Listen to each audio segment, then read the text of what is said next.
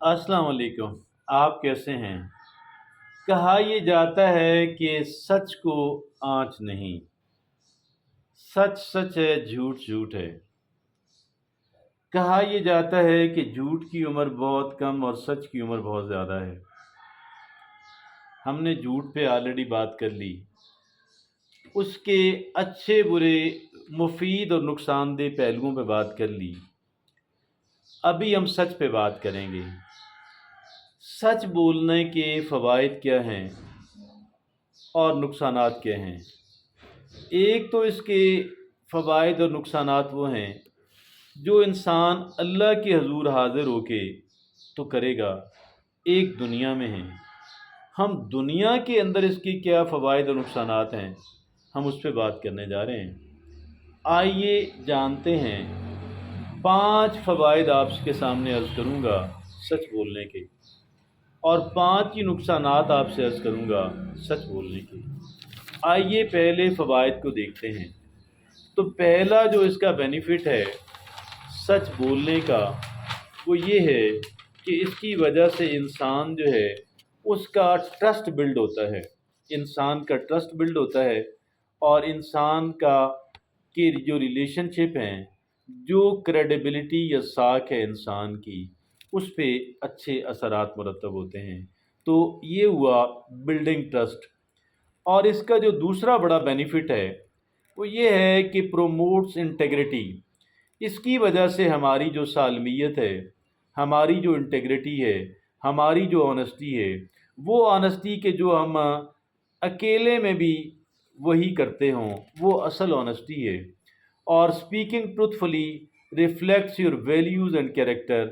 सच बोलने से एक इंसान का जो कैरेक्टर है, एक इंसान की जो किरदार की जो अक़दार हैं, वो सामने आती हैं और सबत हो जाती हैं लोगों के दिलो दिमाग के ऊपर।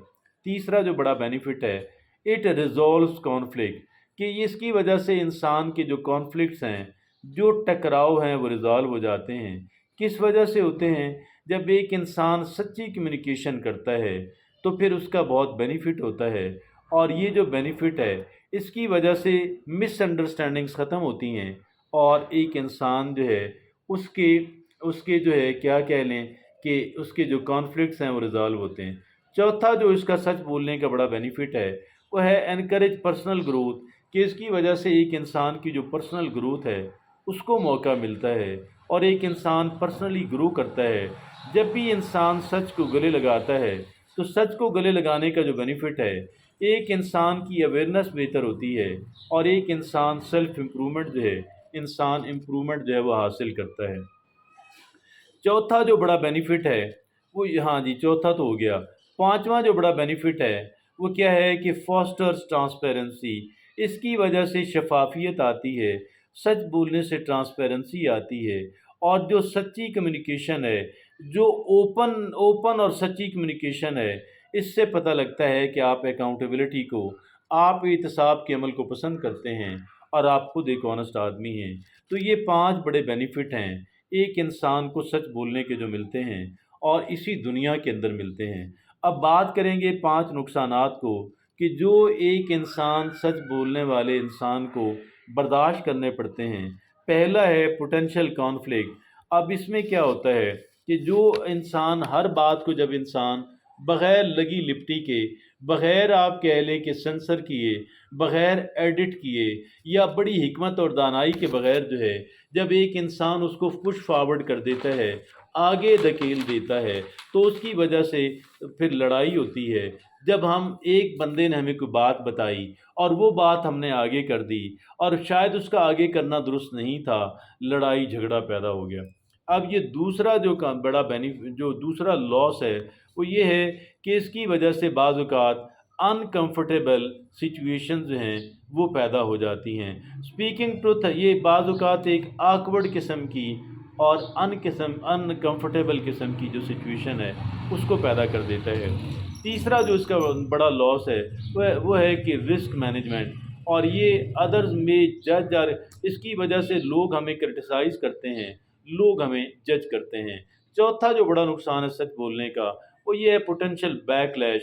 ये क्या होता है یہ جو سچے الفاظ ہیں نا، یہ بعض اوقات بڑے کہہ لیں منفی جو اثرات ہیں، منفی نتائج جو ہے اس کو پیدا کرتے ہیں۔ تو یہ اس کا کہہ لیں کہ چوتھا بڑا نقصان ہے۔ پانچواں اور آخری کیا ہے کہ اٹ ریکوائرز ٹیکٹ۔